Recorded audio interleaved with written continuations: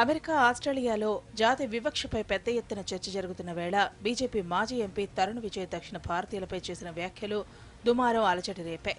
ఓ TV షోలో ఆఫ్రికన్స్పై దాడులకు సంబంధించి కేంద్ర ప్రభుత్వాన్ని సమర్థించిన తరుణ్ విజయ్ దేశంలో వివక్ష ఉంటే నల్లజాతీయులైన దక్షిణ భారతీయులతో కలిసి ఎందుకు నివసిస్తామని నోరు పారేసుకున్నారు. Karnataka and Andhra, why do we live with them? We have black people around us.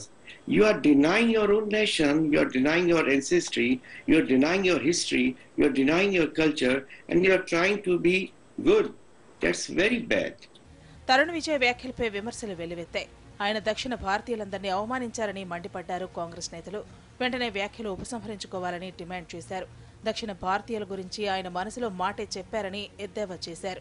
Your white face, if you think that you're so fair, I can't believe it that you even talk like that. Is this a man's educated talk, or is this the ignorance that this country is straddled with, and that's why we still have these confusions? South Indians come to parliament because we are more than equal. North में गोरे रहते, south में काले रहते बोलने का मतलब है ये साउथ को इंसल्ट करे सरकार, साउथ का पब्लिक को इंसल्ट करे सरकार है, वो इमीडिएट अपनी बात वापस लेना चाहिए. విమర్శలతో దిగవచ్చిన తరుణ్ ట్విట్టర్లో సారీ చెప్పారు. ఎవరి మనసైనా నొచ్చుకొని ఉంటే క్షమించాలన్నారు. ఉద్దేశం మంచిదైనా వాడిన మాటలు మాత్రం హాస్యాస్పదంగా ఉన్నాయని అంగీకరించారు.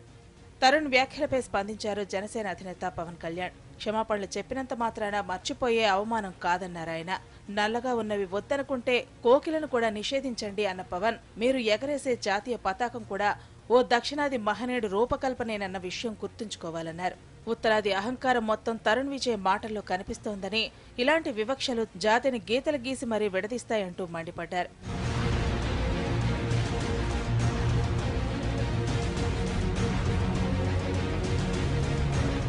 తన వ్యాఖ్యలపై తరుణ్ విజయ్ క్షమాపణలు చెప్పినా అప్పటికే జరగాల్సిన నష్టం కాస్త జరిగిపోయింది. దీనిపై వివాదం మరింత ముదిరే అవకాశాలు కనిపిస్తున్నాయి.